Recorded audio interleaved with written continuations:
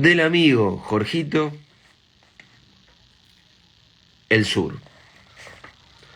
El hombre que desembarcó en Buenos Aires en 1871 se llamaba Johannes Dahlmann y era pastor de la iglesia evangélica.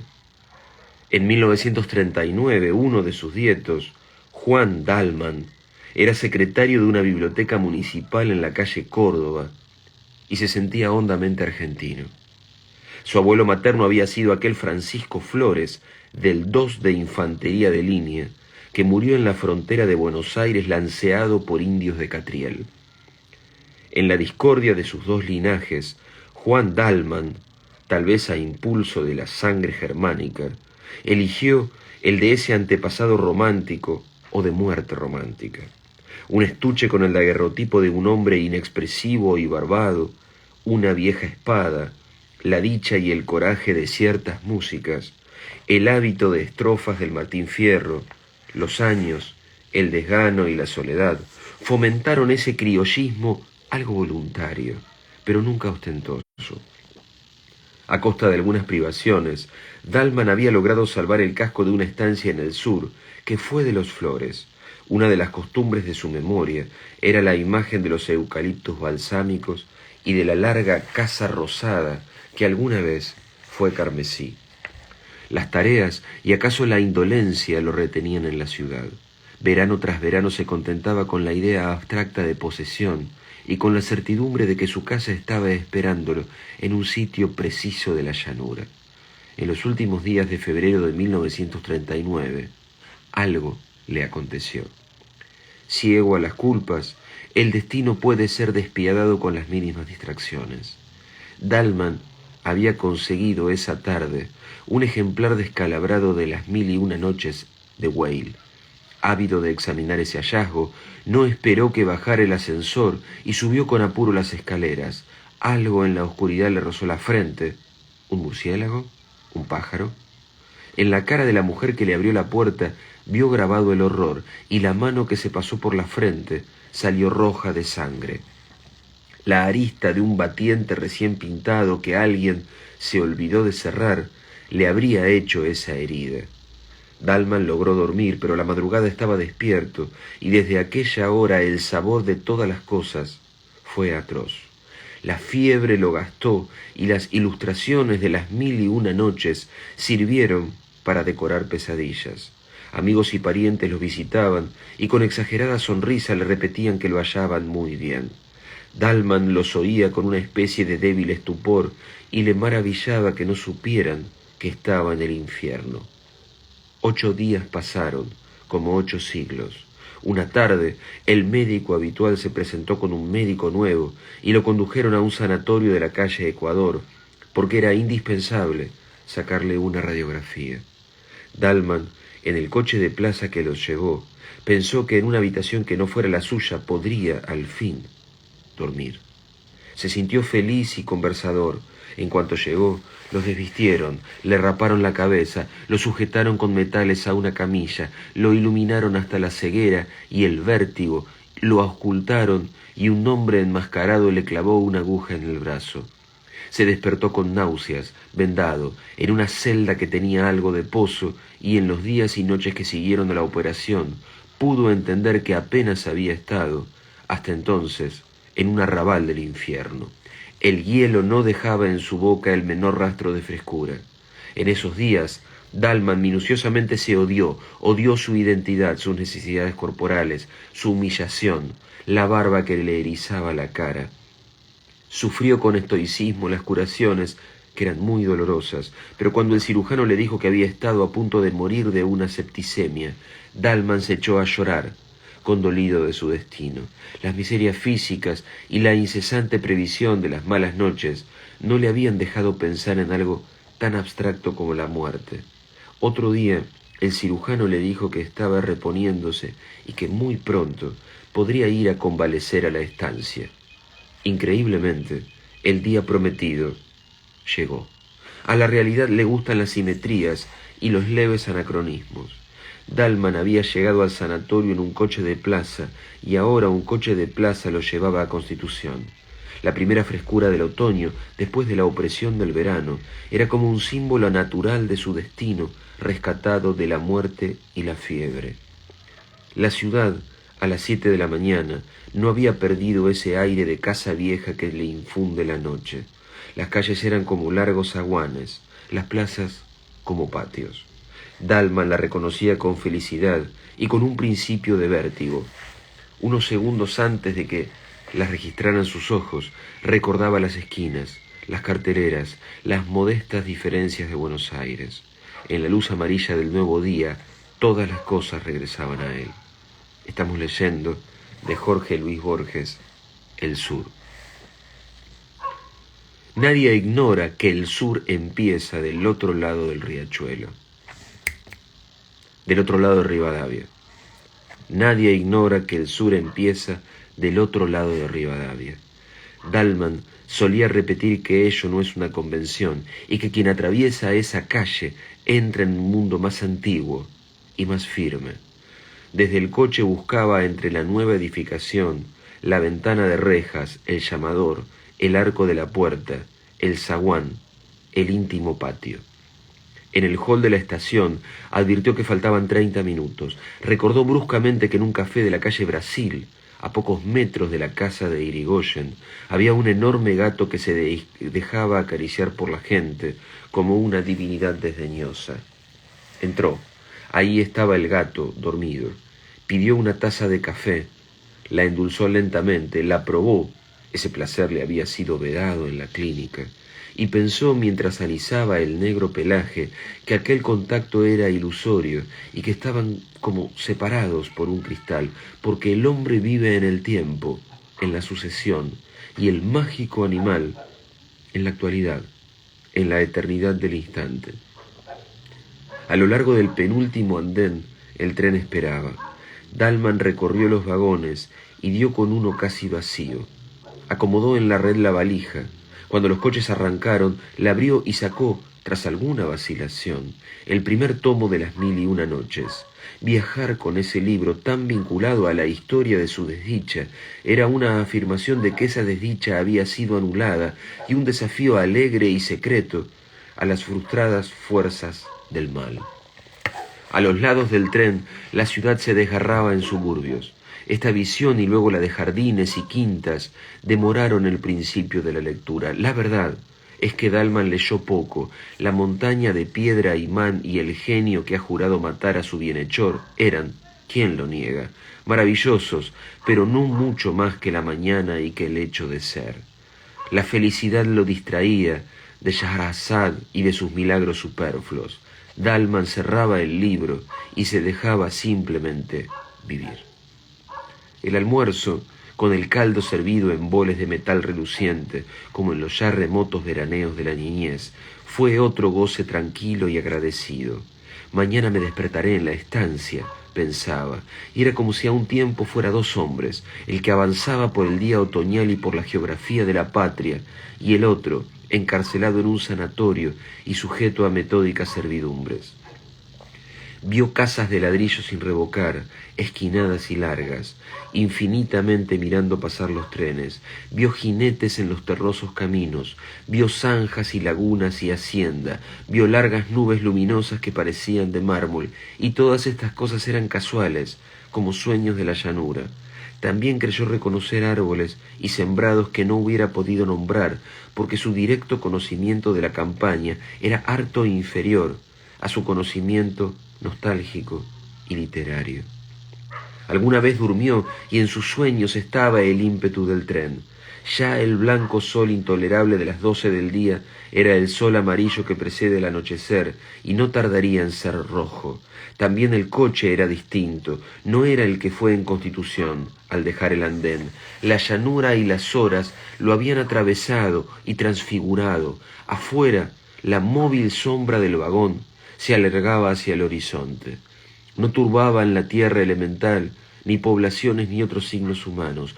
Todo era vasto, pero al mismo tiempo era íntimo y de alguna manera secreto. En el campo desaforado, a veces No había otra cosa que un toro. La soledad era perfecta y tal vez hostil, y Dalman pudo sospechar que viajaba al pasado y no solo al sur. De esa conjetura fantástica lo distrajo el inspector, que al ver su boleto le advirtió que el tren no lo dejaría en la estación de siempre sino en otra, un poco anterior y apenas conocida por Dalman. El hombre añadió una explicación que Dalman no trató de entender ni siquiera de oír, porque el mecanismo de los hechos no le importaba. El tren laboriosamente se detuvo, casi en medio del campo, del otro lado de las vías que daba a la estación, que era poco más que un andén con un cobertizo. Ningún vehículo tenían, pero el jefe opinó que tal vez pudiera conseguir uno en un comercio que le indicó a unas 10, 12 cuadras. Dalman aceptó la caminata como una pequeña aventura. Ya se había hundido el sol, pero un esplendor final exaltaba la viva y silenciosa llanura antes de que la borrara la noche. Menos para no fatigarse que para hacer durar esas cosas, Dalman caminaba despacio, aspirando con grave felicidad el olor del trébol. El almacén alguna vez había sido punzó, pero los años habían mitigado, para su bien, ese color violento. Algo en su pobre arquitectura le recordó un grabado en acero, acaso de una vieja edición de Pablo y Virginia. Atados al palenque había unos caballos. Dalman, adentro, creyó reconocer al patrón, luego comprendió que lo había engañado su parecido con uno de los empleados del sanatorio. El hombre, oído el caso, dijo que le haría atar la jardinera para agregar otro hecho aquel día, y para llenar ese tiempo, Dalman resolvió comer en el almacén. Estamos leyendo El Sur, de Jorge Luis Borges, y estamos a punto de terminarlo. En una mesa comían y bebían ruidosamente unos muchachones en los que Dalman, al principio, no se fijó. En el suelo, apoyado en el mostrador, se acurrucaba inmóvil como una cosa, un hombre muy viejo. Los muchos años lo habían reducido y pulido como las aguas a una piedra, o las generaciones de los hombres a una sentencia. Era oscuro, chico y reseco, y estaba como fuera del tiempo, en una eternidad.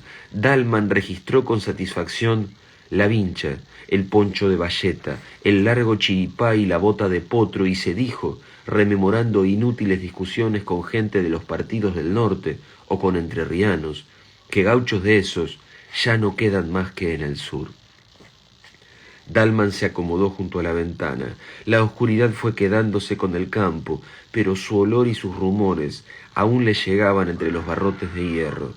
El patrón le trajo sardinas y después carne asada. Dalman las empujó con unos vasos de vino tinto. Ocioso, paladeaba el áspero sabor y dejaba errar la mirada por el local, ya un poco soñolienta.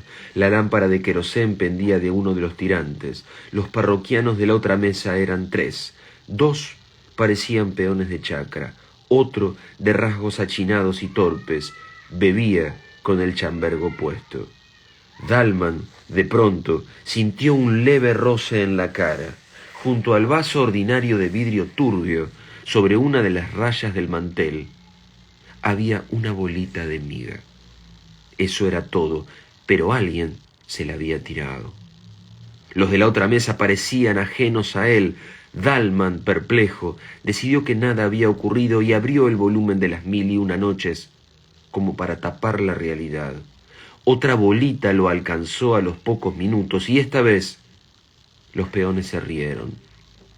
Dalman se dijo que no estaba asustado, pero que sería un disparate que él, un convaleciente, se dejara arrastrar por desconocidos a una pelea confusa. Resolvió salir. Ya estaba de pie cuando el patrón se le acercó y lo exhortó con voz alarmada. «Señor Dalman, no les haga caso a esos mozos, ya están medio alegres». Dalman no se extrañó de que el otro, ahora, lo conociera, pero sintió que estas palabras conciliadoras agravaban, de hecho, la situación. Antes, la provocación de los peones era a una cara accidental, casi a nadie. Ahora iba contra él y contra su nombre, y lo sabrían los vecinos. Dalman hizo a un lado al patrón, se enfrentó con los peones y les preguntó qué andaban buscando. El compadrito de la cara achinada se paró, tambaleándose. A un paso de Juan Dalman lo injurió a gritos como si estuviera muy lejos. Jugaba a exagerar su borrachera, y esa exageración era una ferocidad y una burla. Entre malas palabras y obscenidades, tiró al aire un largo cuchillo, lo siguió con los ojos, lo barajó e invitó a Dalman a pelear. El patrón objetó con trémula voz que Dalman estaba desarmado. En ese punto, algo imprevisible ocurrió. Desde un rincón, el viejo gaucho estático, en el que Dalman vio una cifra del sur que era suyo, le tiró una daga desnuda que vino a caer a sus pies. Era como si el sur hubiera resuelto que Dalman aceptara el duelo. Dalman se inclinó a recoger la daga y sintió dos cosas. La primera, que ese acto casi instintivo lo comprometía a pelear. La segunda, que el arma en su mano torpe no serviría para defenderlo, sino para justificar que lo mataran.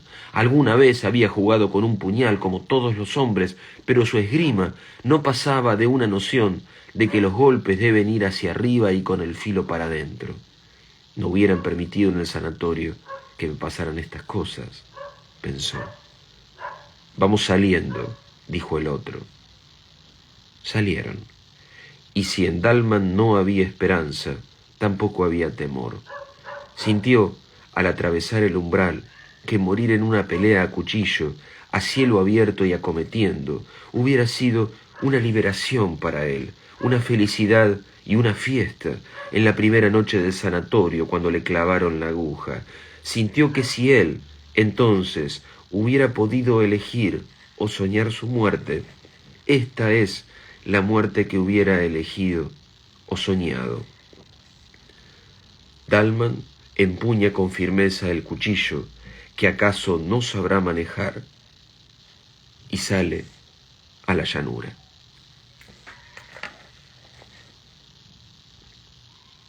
De Jorge Luis Borges, El Sur.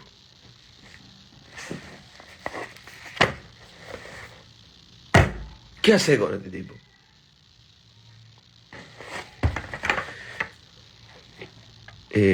Hay tanto en este cuento, tantas cosas de las que podés hablar, que o hablas de dos o tres o hablas de todas. O te quedás 3 horas y no hay vivo de 3 horas, o no hay cuerpo que lo resista.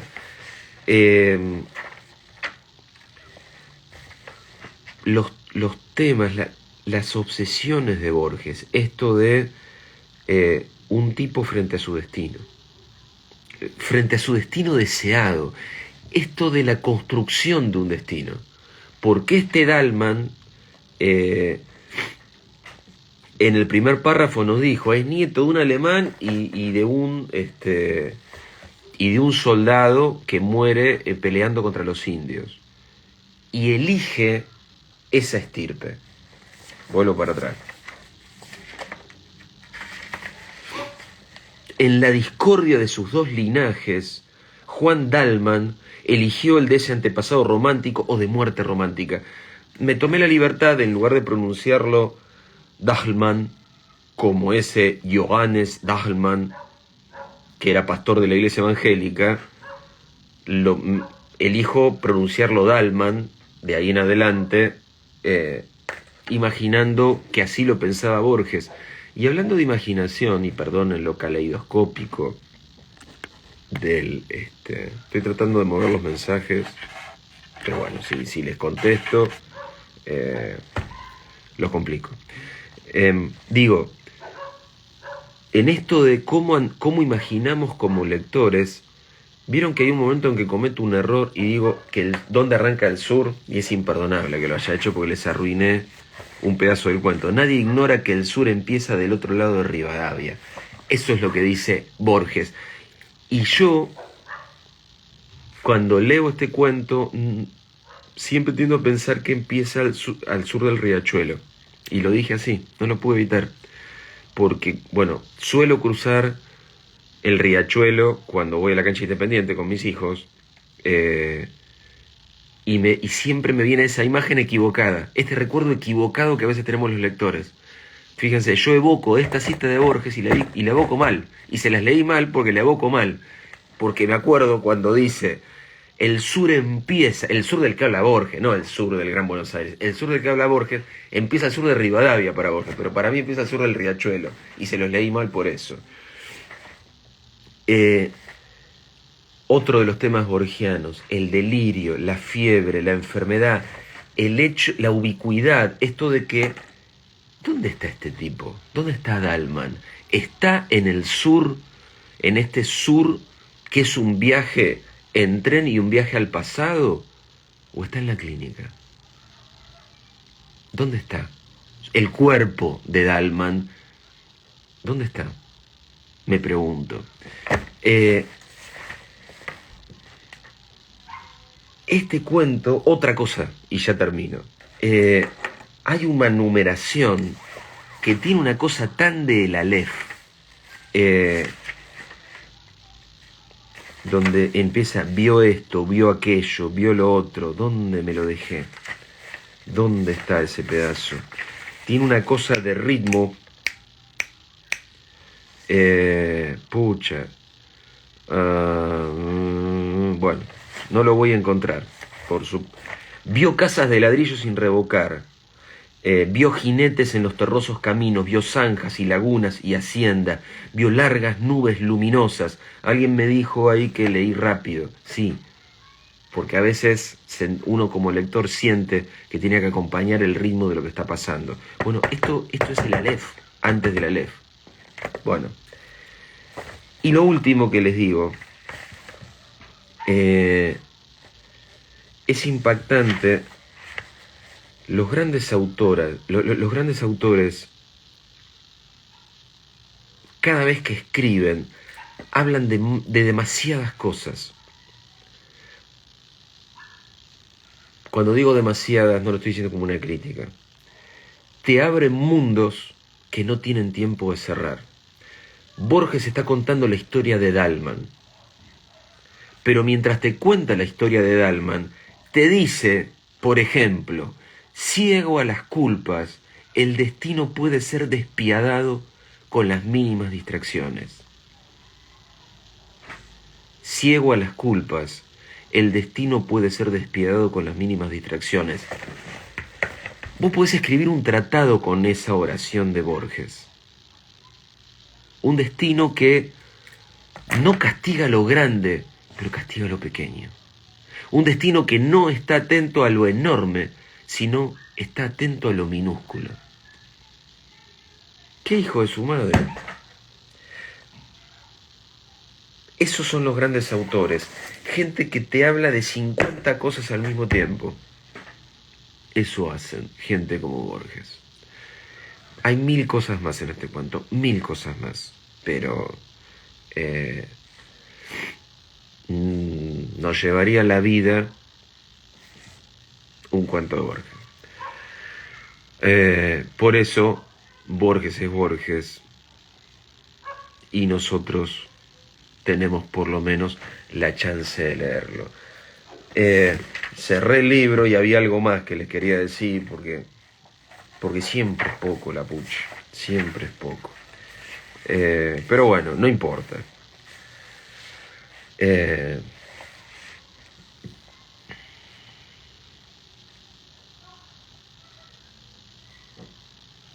Sintió que si él hubiera podido elegir o soñar su muerte, esta es la muerte que hubiera elegido o soñado. Muchas veces a mí me da la sensación de que Borges entendió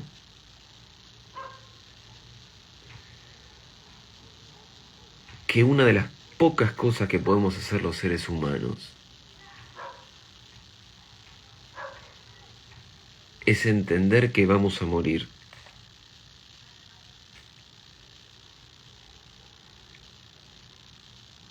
Y en todo caso, elegir a partir de esa constatación fatal, elegir una muerte que se parezca lo más posible a la que preferimos, que es al mismo tiempo elegir la vida que más se parezca o que más nos conduzca hacia esa muerte que nos parece mejor entre las muertes posibles. Me parece, o a lo mejor estoy diciendo una estupidez, pero bueno. Bueno, amiguillos, espero que anden bien.